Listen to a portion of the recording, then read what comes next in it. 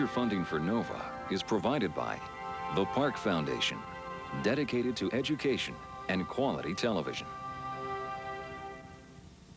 And by iOmega, makers of personal storage solutions for your computer, so you can create more, share more, save more, and do more of whatever it is you do. iOmega, because it's your stuff.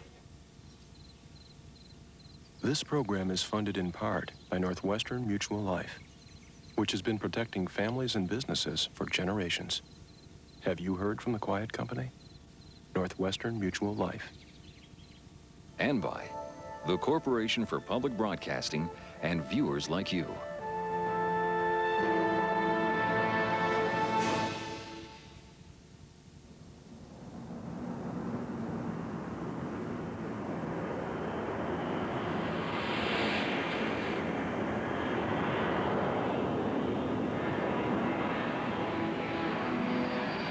A C-141 lifts off from Thule Air Force Base. Once a vital staging post for the nuclear bomber fleet, Thule is now a relic of the Cold War. While its radar domes still probe the horizon, it is eerily quiet and almost deserted. One of the most remote and isolated outposts of the United States Air Force, it lies on the inhospitable barren shore of northwest Greenland, deep inside the Arctic Circle. The climate is harsh and unforgiving. Even in summer, when the sun never sets, it remains so cold that the sea is littered with icebergs. Inland, a vast unbroken ice cap stretches for 800 miles. The weather changes hourly, from bright sun to dark, menacing storm clouds with gale-force winds. 250 miles north of Thule lies another relic of the Cold War, an almost intact B-29 bomber. This plane, nicknamed the Keybird, became lost and crash-landed while on a secret mission. The crew was rescued, but the Keybird would lie here abandoned for almost 50 years. When the B-29 first flew in 1942, it could go higher and farther than any other bomber. In the war against Japan, it traversed the Pacific and crested the Himalayas. The culmination of the B-29's military service was when the Enola Gay dropped the atomic bomb on Hiroshima, ending the war.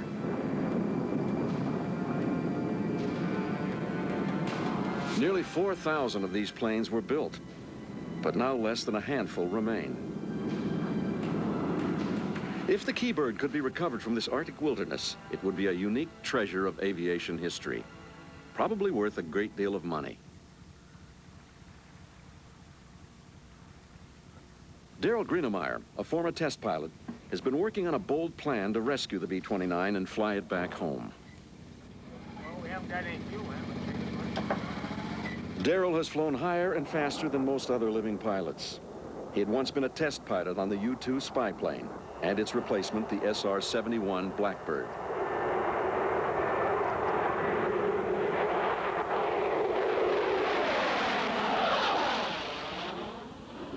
In the 70s, he built his own Starfighter jet from spare parts to gain a low-altitude speed record, which he still holds. An accomplished pilot and engineer used to taking risks. If anyone could pull this off, it was Daryl. It really is a unique opportunity. It may be the only airplane in the world that I can think of that's been sitting somewhere for 50 years that you could actually get in and potentially fly. It's just in a faraway place. That's the reason it's available.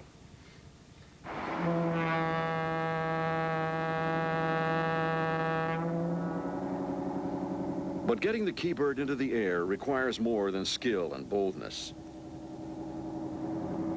The bulk of the heavy supplies and machinery that Daryl would need has to be carried to Thule on the annual supply ship.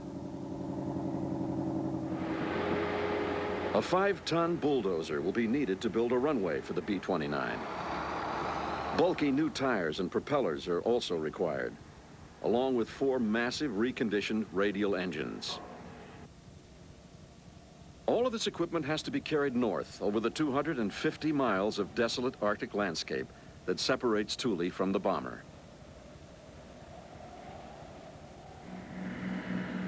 Darrell's solution is a 1962 Caribou, another of his salvaged wonders.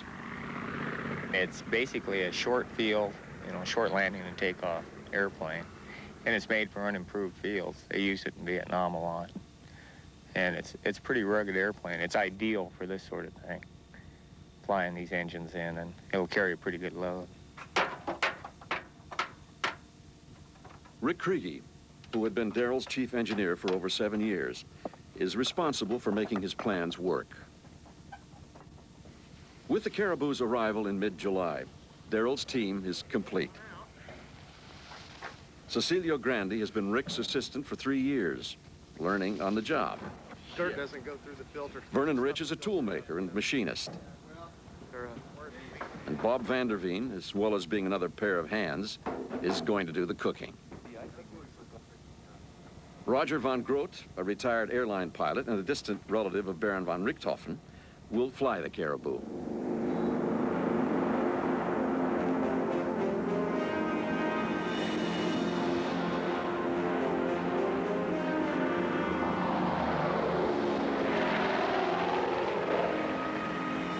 Darrell and the others take off from Thule.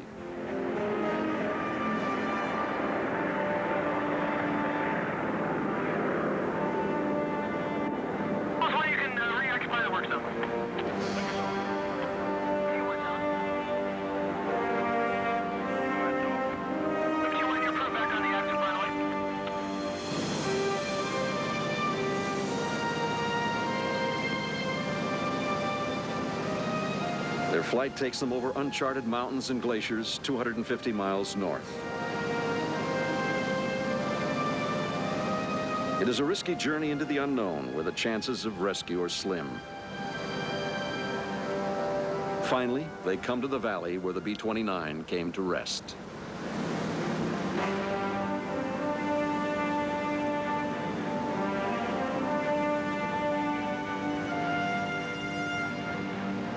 They fly low over the valley floor. Roger lowers the wheels and makes a brief touchdown to test how firm the surface is.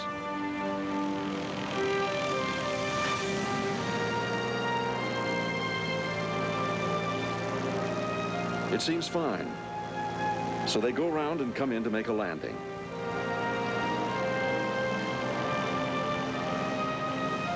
If anything goes wrong now, the consequences could be fatal.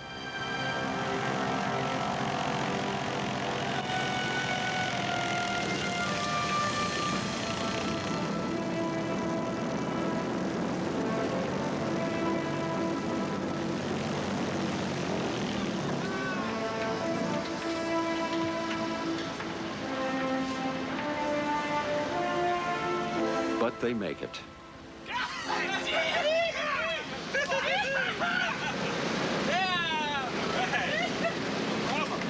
Fantastico. Fantastico, yeah. The relief and euphoria spills out as they examine their landing strip. Fantastica. If we can get the thing turned around in this soft dirt, Oh, yeah, we can. we And in fact, I felt this is the first really soft stuff we hit. Look back there. Yeah. You like our Vera approach? The team begins to set up camp, as behind them, the B-29 gleams like new in the chill Arctic sunshine. A time capsule preserved in this remote valley.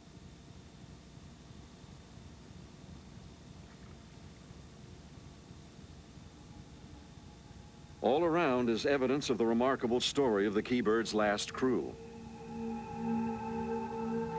For them, landing here had been nothing to celebrate. It had been the start of a frightening 3 days. I honestly didn't think we was going to get out of it. I had made up my mind on the way down that this is no dream. This is reality. Face it and accept it. Then we realized once we're out, the plane was not on fire. That was the main concern. Arnett made a hell of a good landing. And the airplane was intact. Nobody was hurt in the crash landing, but they were stranded in a deadly climate miles from anywhere, not knowing if they would be rescued. My biggest concern, I was too busy, frankly, wanting to get a position in to the search airplane so somebody would know where we were. That was a big thing, establishing our position and find out where the hell we are so we could be rescued. Our spirits are high. We knew we were going to get out. There wasn't one guy that didn't feel like we weren't going to make it. But I remember the cold and no place to go to get warm. That's the thing that I remember mostly about it. On the second day, an Air Force plane found the Keybird. The greatest we felt was when that plane flew overhead with the supplies, and they knew where they actually physically spotted us. That was the greatest feeling. A day later, a plane landed beside them and flew them out to safety.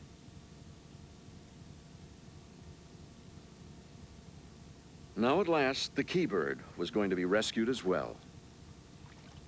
I've got torn feelings. Everybody's excited about getting it out, and they're gonna make a lot of money on it, apparently, and everybody's gonna look at this airplane, it's great and all that. But somehow it's something like going into an Indian grave as far as I'm concerned. I kind of feel like it belongs up there.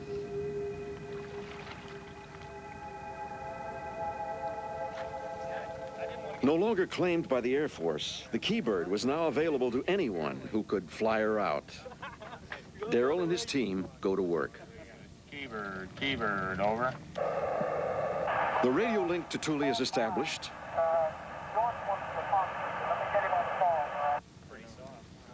The tent's set up. And Bob starts work on recovering the damaged rudder, which, despite the aluminum construction of the B-29, had been covered in fabric. Then, as the Caribou taxis to return to Thule, their precarious situation is brought home to them. Darrell was trying to taxi around. I was out watching, and he got going a little bit, and the nose wheel just went all the way 90. Both tires rolled off, rolled off the rim, lost all their air. I thought we were stuck there.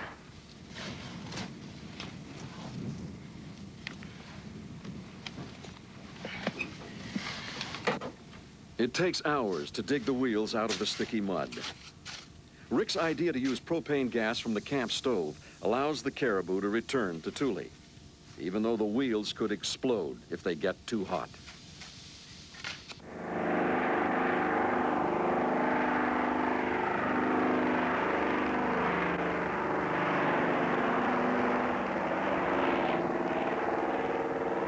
The plane takes off, leaving Rick, Bob, and Cecilio behind. Once at Thule, they refill the tires. Don't make any sparks. Just don't make any sparks. It is vital to get the bulldozer up to the B-29 and improvise a runway. But the Caribou will be seriously overloaded, and as Darrell inches the bulldozer onto the plane, Roger is concerned. It's a little bit higher risk than I really thought it would be, because Darrell can access everything to the limit. If both engines run, it'll get off the ground. But if one engine quits, we're just going to have to crash straight ahead because one engine's not going to carry the load.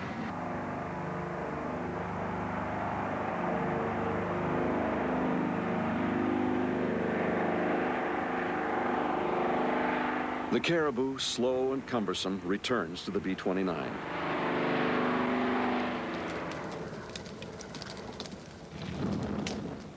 Rick lights a bonfire so that Roger knows the wind direction for his landing.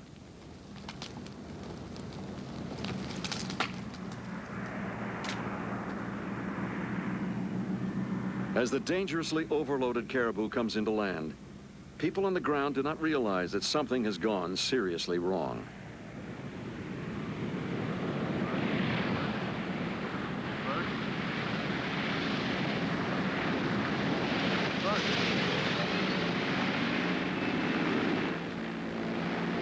The flaps had failed, and Roger had nearly lost control.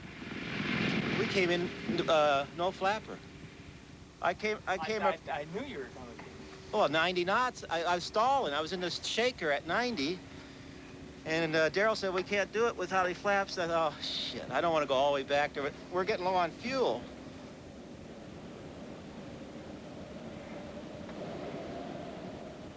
The Caribou has plowed into the soft earth. Another inch and the propellers would have smashed into the ground. Disaster had been narrowly averted.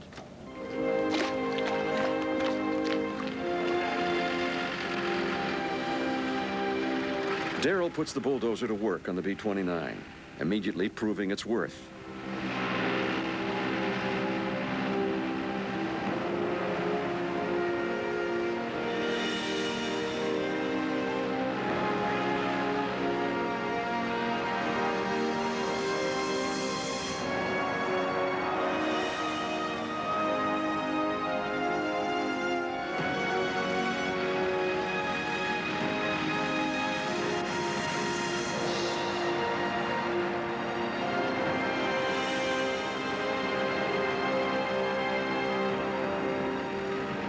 The Keybird is back on dry land for the first time in half a century.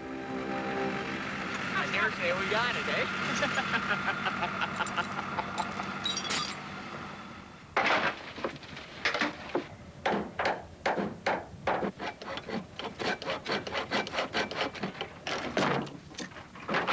When the giant B-29 crashed in 1947, the bomb bay doors suffered the most obvious damage. They will be taken off to be replaced later. Well, the snow really cushioned it real well. It built up under the bomb bays, and the bomb bay doors took all the load, and about 90% of the damage. There's a little bit of damage on the aft fuselage, and on the flaps, but that's it. The propellers were badly buckled by the crash, and the main engine bearings were twisted. New ones will be put in their place. The key elements were the engines, but we've got 4 new engines. We ran 2 of them on the test stand. They ran great. We need to get these engines on and tidied up and ready to run, and then hang propellers. They take an inventory of the work necessary to get the plane airworthy. The tires, they look good, but they're rayon, and rayon doesn't age well, so we brought up some nylon tires to change them out. The rudder and the elevators are going to be changed out. Coming on over here to the ailerons, the control surfaces were fabric, and they have to be changed. They were paper thin. You could put your finger right through them. The summer here is very short, so time is of the essence, and Darrell has a limited budget. He planned to make a round trip in the Caribou every 2 days to fly in the engines and parts from Thule. The weather so far has prevented this. Darrell hoped the whole project could be finished in a month, but 2 weeks have passed and he has yet to fly a single new engine out of Thule.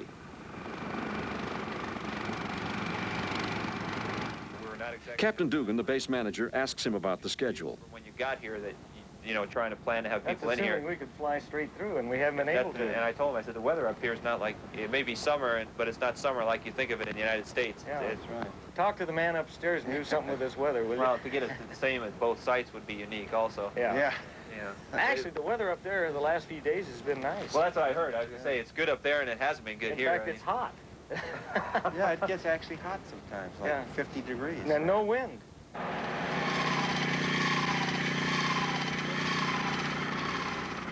Back at the B-29, Rick, Cecilio, and Bob continue working, stripping off the old twisted propellers. Rick designed the hoist from old photos of B-29s being field maintained during the Second World War.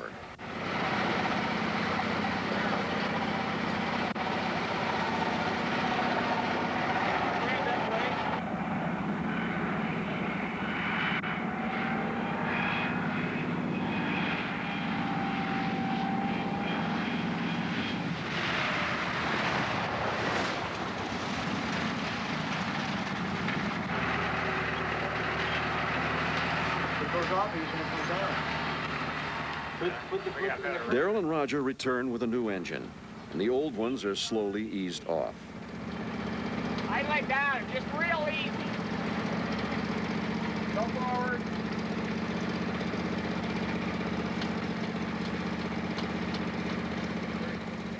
Before the new engines can be installed, a lot of components need to be stripped from the old ones. Well, how do you want to dismantle this thing? Well, first we got to take the carburetor, take all this stuff off. Then we got to take the injection pumps off, and then we got to take the carburetor off. Okay, and then we take the motor mount off. All right.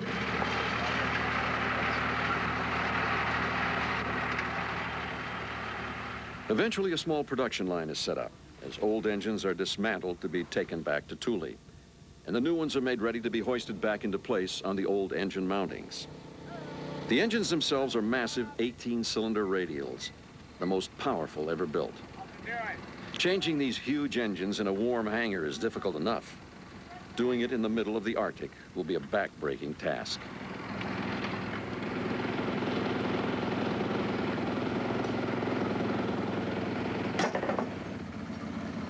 Rick is tireless, and his workload isn't only confined to the B-29. The Caribou also presents problems.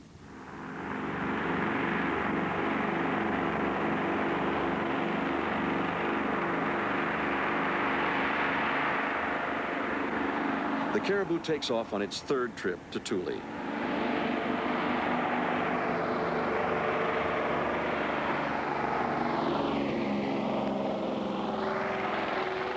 It circles and returns to land.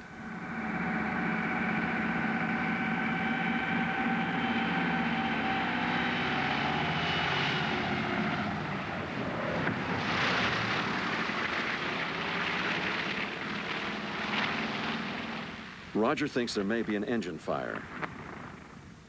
As soon as I went to cruise power, the light came on and it was flashing. And I went back and looked at the engine. You know, I didn't see any smoke or anything, but, you know, I was reading in a book where they said you can get some fires internally with no smoke evidence, so we thought it was prudent to come back where the maintenance is.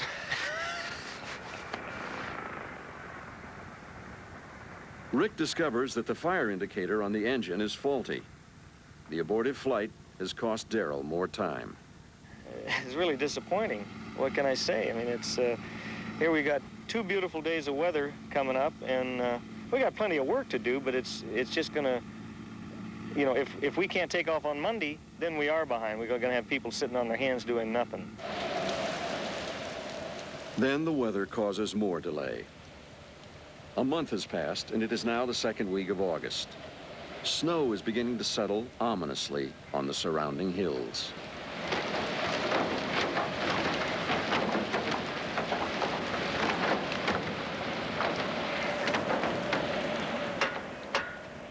Rick and Cecilio keep working even in the rain, hammering on the exhaust cowlings. Well, that was easy. Whose side are you on? You got any of those bolts?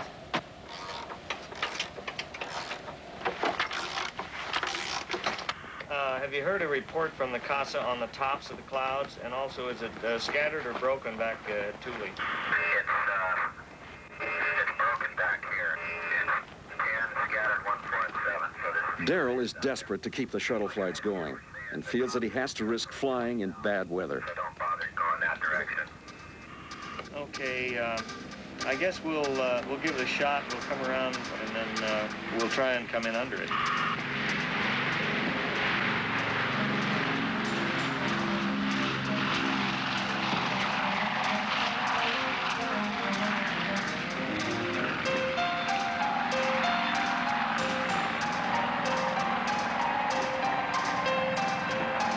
Okay, come down with it.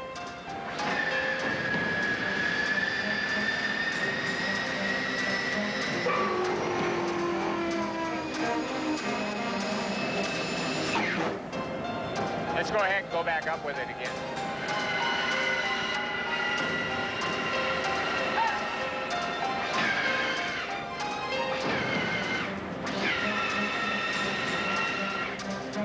Okay, can you turn it on and off? Turn on again.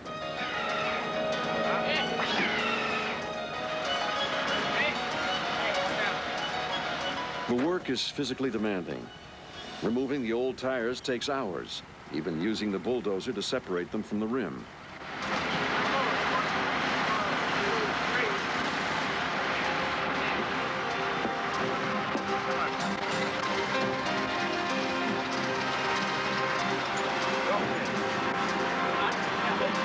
Hey, Bob.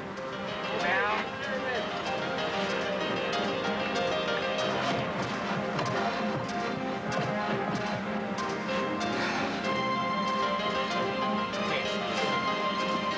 A small one, Cecilia.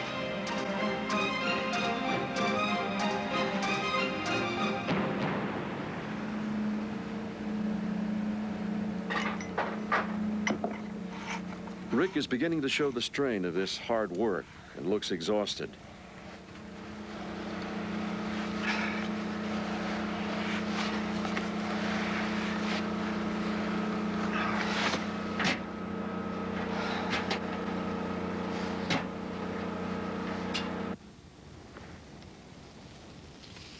Meal times bring some respite and are an opportunity to tell stories of old exploits, like the time Darrell tried to take off in Panama without using the runway. They wanted me to take off on the ramp so they didn't have to open up the fence to get on Panama property to use the runway. So I said, well, no problem. But then they wanted me to take off a little bit downwind because if I went the other way, I'd be flying over the general's house. And so I said, well, okay, I think so. It was a downhill run and then a slight turn, about 60 knots, and then down the ramp. How much runway do you have all told? I don't remember, but what happened was I went down a little hill and made the right turn, and then it started bouncing. And all of a sudden, the nose wheel steering kicked out, and I tried to hold it, and I was too close to the fence, and so it kind of lifted off and then squatted right down on the fence. But I didn't give up just then. I kept going. Even having bull. Working under the wing in that snowstorm, it was too hot. It was coming loose because of that. Oh, really? Bob has finished recovering the rudder with fabric, and he and Roger are now putting the finishing touches to it. The one that's in Vernon has had to make many of the small components for the rudder cables and control surfaces from scratch. Without blueprints, it is not easy. its place, and then drill this one out and stick it in the other end. So we'll have the same configuration. Just like we made the other two. Well, you just, yeah, except that, no, we'll go to this size bowl. Right, yeah. right. Yeah. So we're going up. Okay. Right. Just like new again. Yeah, it'll fly. This is the real recovery work here. It'll fly. You bet it'll fly.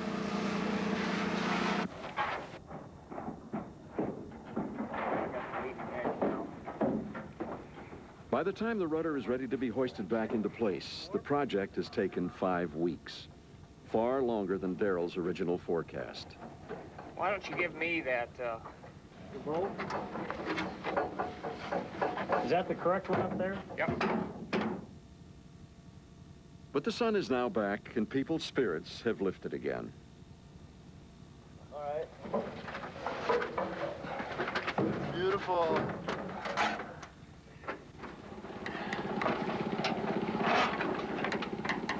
Stick a bolt in there and I'll wiggle it around. Can you tap it in? Well, that's what I'm gonna try doing here. Now, you see the flange in front? It's got to be straight with this. I see the flange in front very well. I mean in the back of the flange. See, it's a flat spot? Yeah, I see the flat spot. Well, it isn't lined up. Oh, it isn't. It's going. Yeah, it is. Hold it right there. That's it. Well, it fell in. Are you crying? Are you so happy with those tears of joy? You got it. The weeks of work are paying off. The rudder has been fitted and 4 new engines are in place. The last major job is the propellers. The propellers came out of the prop